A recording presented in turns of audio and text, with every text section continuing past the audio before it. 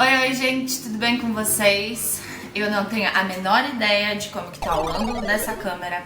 Primeiro vídeo que eu vou fazer, trocando ideia com vocês e me maquiando. E aproveitar que eu joguei no Facebook uma pergunta e várias pessoas me responderam algumas coisinhas que eu acho que vale a pena a gente conversar por aqui. Vamos lá!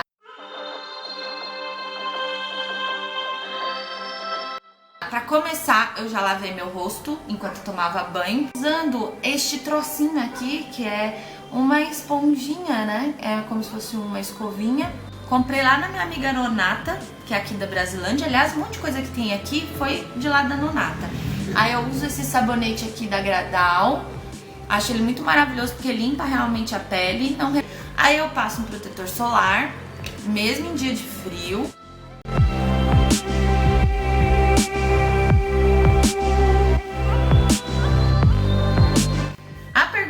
Foi o seguinte: quando o assunto é aprender a dançar, qual a sua maior dificuldade? O que mais te faz pensar em desistir ou te deixa triste? E aí, antes de eu começar a falar o que as meninas comentaram aqui, deixa eu contar pra vocês o que eu vou usar na pele, que é a base da Ruby Rose, principalmente pra usar em casa ou até mesmo quando eu vou gravar. Eu procuro usar bases que são mais em conta, porque é isso, Brasil. A gente tá o quê? Numa ação de economizar neste momento, não é mesmo? Então, basicamente, tudo que eu vou usar aqui, eu comprei na minha amiga Nonata, que é uma empreendedora aqui da Vila Brasilândia, que eu pago muito pau pra ela. Então eu vou começar com essa base da Ruby Rose, o Natural Look 3. Como eu acho essa base muito mate pra minha pele, que já considero uma pele madura, porque a gente já começa a ter marcas de expressão e tal, então eu não gosto muito de usar ela pura, seca, dessa forma aqui. Então eu uso esse sérum, primer hidratante. Tanto esse sérum quanto este sabonete eu comprei na Goya, que é uma perfumaria que tem aqui bem grande também. Eu coloco uma gotinha aqui e ponho aqui no rosto também, porque a hidratação, minha filha, nunca é demais. Eu vou misturar esta base aqui com este pincel língua de gato. Taco ele no rosto. Pegar essa buchinha, essa esponjinha, que eu não usava isso. Eu não gostava de usar porque eu usava errado. Eu comprei um e eu taquei na base e joguei na cara e não vinha base no rosto, porque ele estava seco. Então essa esponjinha, ela vem bem menor do que ela tá agora, tá? Mas depois que você molha ela a primeira vez, ela dá uma inchada, ela incha. Ela tá um pouquinho úmido, mas eu vou umedecer um pouquinho mais ela aqui. Então, vamos lá. Passar primeiro ela aqui.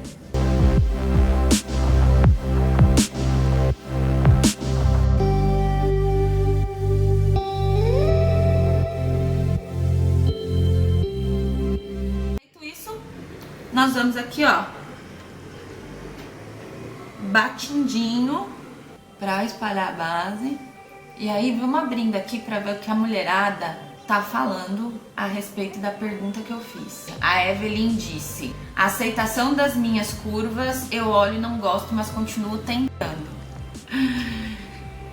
Então, isso é uma coisa que eu fui aprendendo durante o meu processo aí como professora de dança, que é essa questão da aceitação da mulherada em relação ao próprio corpo, à própria imagem, né? E que é muito comum quando uma mulher fala: ah, eu não tô me sentindo bonita, ou eu não tô me sentindo feliz com o meu corpo. A gente já olha e fala: ah, imagina, menina, você está linda. Enfim, a gente fica tentando meio que amenizar. E muitas vezes a gente não consegue compreender que, assim, primeiro, nenhuma de nós está livre, né, desse sentimento de insatisfação com o próprio corpo. Não só na dança, né, mas na vida também. Afinal de contas, nós vivemos numa sociedade que cobra da gente, né? Estar bem, estar em dia, se cuidar. Então, quando a Evelyn falou isso, é difícil virar e falar: não, mas você precisa se olhar com mais carinho, né?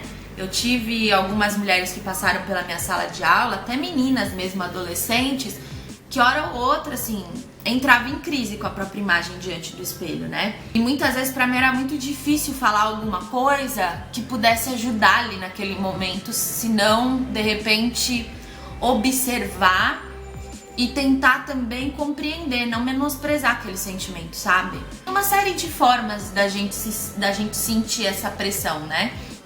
Estética aí rolando. Para algumas mulheres vai acontecer mais, para outras menos. Quando a gente fala dessa questão da estética na dança, eu acho que sim, a gente enquanto profissional da dança, principalmente quando a gente fala de olhar para todas as mulheres ou a dança ser para todos os corpos, né? O que a gente tem visto mais, né? Porque às vezes não é a dança que deixa o bailarino com corpo XY ou bolinha, né? Tem danças que acabam exigindo mais, tem danças que são de alta performance e vai exigir que a gente faça outros trabalhos de corpos que vão trazer corpos aí mais esculturais e tal, mas tem danças que não tá nesse lugar. Muitas vezes a mulherada fica na base do regime, como é o caso da dança do ventre mesmo. A dança do ventre não é uma dança de perda de caloria, até porque dança não faz perder caloria, né, gente?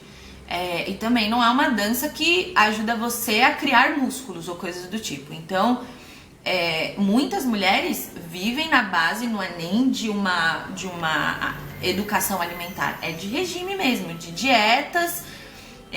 E eu cansei de ver muitas situações até de bailarina quase desmaiando porque tava fazendo dietas, pega aí quer emagrecer 5 quilos, 10 quilos e tipo, faz umas doideiras. Não que a gente não tem que se cuidar, e aí quando eu falo cuidar, não tô falando de aparência, né? Tô falando de saúde mesmo. Eu tenho um pouco de dificuldade de virar pra mulherada e falar assim, não, você tem que ser mais você tem que se amar, você tem que X, você tem que ser bolinha. Porque tem coisa, cara, que só autoestima não funciona, sabe? Até porque muitas ideias, né, pensamentos que as pessoas têm, a forma como elas se enxergam tem responsabilidade da nossa sociedade, de como a gente se organiza, de como a gente pensa a vida, de como a gente pensa o outro. Então, Evelyn, a aceitação das suas curvas, eu acho que é um trabalho, meu amor, que precisa ser feito assim muito no dia a dia. E eu acho que é legal quando a gente tá com dificuldade de aceitar nosso corpo ou alguma coisa na gente, né? A gente se aproximar de pessoas que sejam próximas do que a gente enxerga na gente, sabe? E de pessoas que já estão um pouco mais adiantadas nesse sentido da aceitação e que podem nos inspirar. É por isso que é tão importante a representatividade, né? Porque tem uma galera aí que fica se sentindo mal, Brasil, fica se sentindo sozinha, fica se sentindo #chateado, isso não é bom. Aí mais pra baixo a Roberta mandou: tanta coisa me deixa triste, mas as principais são as poucas bailarinas pretas e ou gordas, não só individualmente quanto em grupos e companhias. Pois é, olha só, tem muita gente que acha isso uma besteira, né, cara? E por que é tão importante a galera falar sobre isso? E pra muita gente é vitimismo, pra muita gente é reclamação. Porque se essas conversas não vêm à tona, a gente muitas vezes não percebe, tá? Então, eu me lembro que quando começou a surgir grupo de meninas negras no meio da dança do ventre, e elas começaram a trazer algumas pautas, e eu cheguei a conversar até com uma das meninas, a Dayana Oeiras, e ela comentou que tinha um grupo até da mulherada que tava trocando mais ideia, que tava buscando se empoderar, que tava buscando informação para ver quais eram bailarinas negras que tinha como referência que poucas de nós conhecia, até para dar base, né, para o que elas estavam querendo trazer para discussão. Que eu comecei a parar para prestar atenção e eu falei, bom, a companhia Lane Kate, ela começou em 2017, eu acho. Mulher negra com todas as características, né, se a gente for falar de cor, assim, mulheres mais retintas aqui, com traços mais predominantes negros. Então veja só, eu tive 2 mulheres negras aqui na escola. Mulher gorda, eu tive uma. E assim, era uma mulher que já tá aí na luta, né? Eu vou usar esta minha paleta, nossa, que é antiga pra cacete. Eu vou usar um marronzinho aqui pra fazer minha sobrancelha. Vamos ver no claro, né? Porque eu sempre faço ela numa luz meio merda. Vamos ver se fica muito cagado. Porque eu acho que fica demais, assim, eu acho que fica muito bom.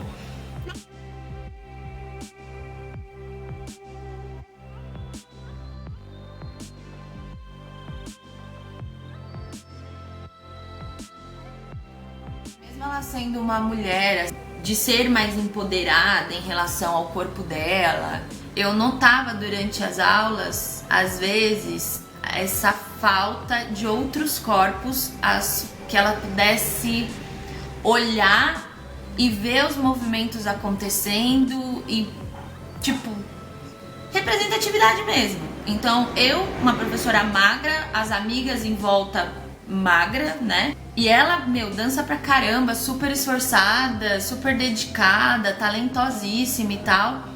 E eu percebia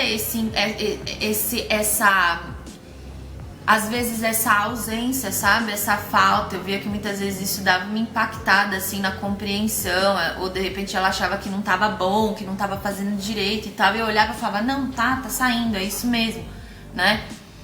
Porque as pessoas, elas criticam muitas vezes até a forma como o desenho do movimento acontece de um corpo pro outro. E as pessoas falam, num corpo gordo não fica limpo, não fica bom, não sai. E não é isso, cara. A gente não tá acostumado, porque não tem mulher gorda muitas vezes dançando assim numa quantidade que a gente olha pros movimentos e a gente fala, olha que belezura, esse é um movimento bonito e limpo num corpo gordo.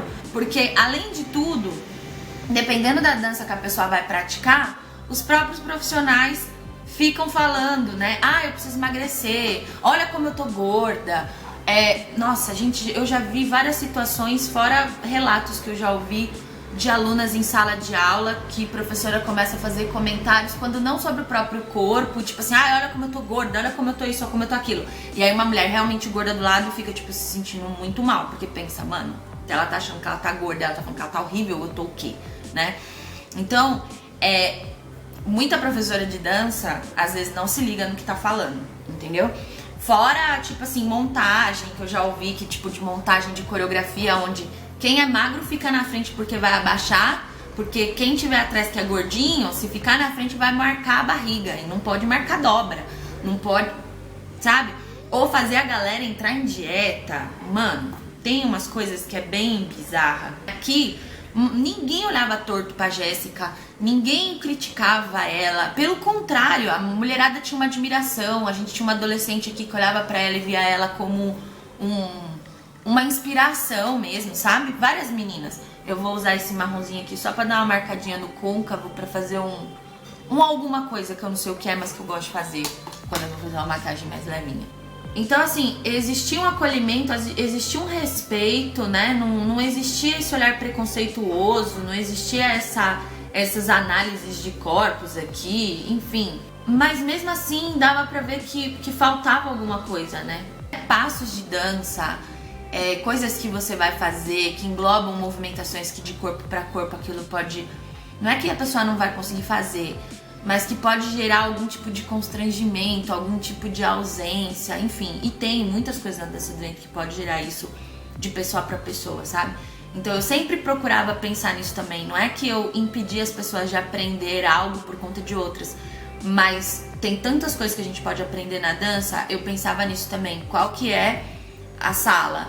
Eu já vi que isso daqui em alguns corpos acontece isso, mano, eu não quero que a pessoa passe por isso, então não vou passar nesse momento, não vou fazer dessa forma, ou vou pensar um pouco mais em como isso pode ser trabalhado, porque tem que ser confortável, sabe? Mais do que isso, né, gente? A gente precisa ter pessoas à frente da sala de aula, então a gente precisa trazer, que foi isso, tentei muito fazer de Jéssica uma professora aqui do espaço, porque eu sabia que eu não tinha no meu corpo toda a representatividade, nunca vou ter, que é uma pessoa, quer dizer, tem gente que pode até ter, né? Mas eu não era essa figura. Então eu comecei a perceber, putz, eu preciso de uma professora assim, eu preciso de uma professora assado. Não é nem pela questão de, pra ganhar público, não, é porque realmente faz diferença, né?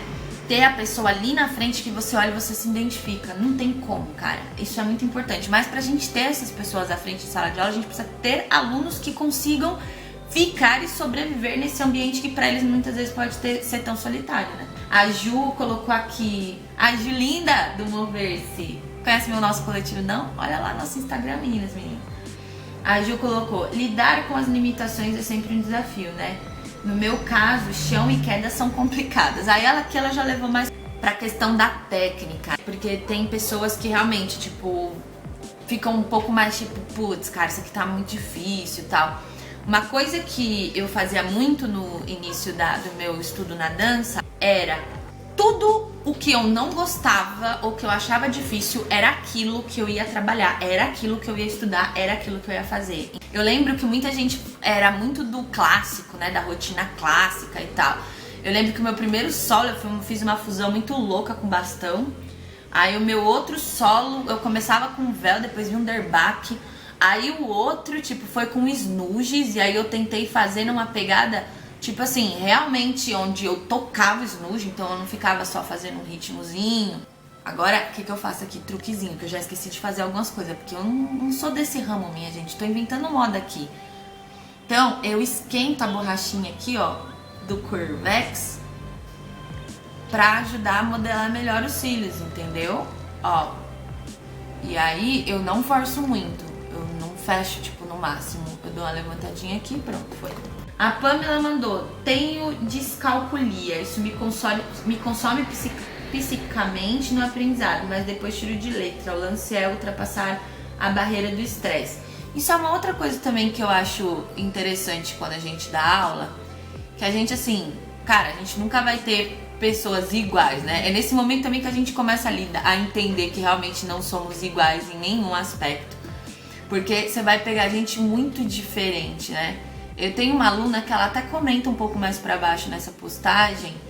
E assim, quando ela chegou aqui pra mim, dava pra perceber que ela tinha muitas habilidades pra dançar. Só que em alguns momentos ela mostrava muita dificuldade, né? E eu ficava tipo assim, ela me desafiava muito nesse sentido, né? Como que eu vou... Puta, a menina é inteligente pra caramba, a menina faz uns trampos, velho, com números. A menina é inteligente, por que tá difícil pra ela entender esse negócio, né? Quando a gente mudou aqui do ano passado pra esse, o método de ensino, que tinha mais pesquisa, que tinha mais explorado o corpo, tá? Essa menina desaflorou num nível, sabe? Então, ela, quando você dá indicação e dá autonomia, ela trabalha muito melhor corporalmente, e todas as outras também. Então, muitas vezes a dificuldade de um aluno não tem a ver com a falta de dedicação, com a falta de inteligência, de compreensão. Muitas vezes existe alguma diferença ali naquela pessoa. No caso da Pamela, ela tem descalculia. A Van, que é essa aluna que eu tô falando, ela fala que ela é canhota, é isso? Deixa eu ver aqui. Eu acho que foi isso que ela falou, tá bem lá pra baixo, deixa eu ver. Tenho dificuldade porque sou canhota, então tenho que entender meio que invertido no meu natural. Coreografia, passar a coreografia pra ela era um desafio, né? E aí ela falou também do fato de ser canhota, e isso a gente nunca tinha conversado, eu acho, assim, abertamente. Eu acho que ela já tinha falado que era canhota, mas ela... E eu parei pra pensar, eu falei, cara, faz sentido, porque muitas vezes a gente passa muito coreografia sempre começando pelo lado direito, né, enfim, nem sempre repete pro outro lado. A gente acaba tendo algumas tendências pra um lado do corpo na hora de executar passos, e a gente muitas vezes não para pra prestar atenção nessas diferenças, e a gente pode muitas vezes julgar a dificuldade do outro como uma falta de compreensão do que a gente tá falando. Ah, será que essa pessoa não tá entendendo? Ah, é burra? Ou... tem algum problema? E não, cara, é só de repente uma outra forma de ensinar, né? Ou de repente da gente se ouvir mesmo. E às vezes você pode perguntar pra pessoa, falar, mas por que isso tá rolando a dificuldade? A pessoa pode também não saber identificar. É com o tempo, sabe? Mas foi interessante ver como a Van mudou, assim, o comportamento dela, a autonomia dela, depois que a gente mudou a forma de ensino aqui, né? E muitas meninas, assim, comentaram que tava mais gostoso estudar dança daquela forma, porque elas estavam descobrindo novas possibilidades, descobrindo formas de fazer que eram muito mais fáceis de chegar a resultados que era legal, que era bacana de ver, de sentir e, tipo, enfim. Então, eu acho que dar aula também é isso, né? A gente ir experimentando outros métodos, testando novas coisas, ouvindo os nossos alunos, porque, né? Aqui, a Michelle Araújo falou, a minha maior dificuldade é a marcação de tempo. Eu acho que ela tá falando da questão do tempo da música, né? Eu acho interessante porque, assim, ao mesmo tempo que a gente fala de dança, A dança, principalmente quando a gente tá falando da dança do ventre, né? Que essa galera é mais da dança do ventre. A gente tem um elemento que é a música, que ela é muito presente e essencial na dança, né? Porque a bailarina, ela lê a música.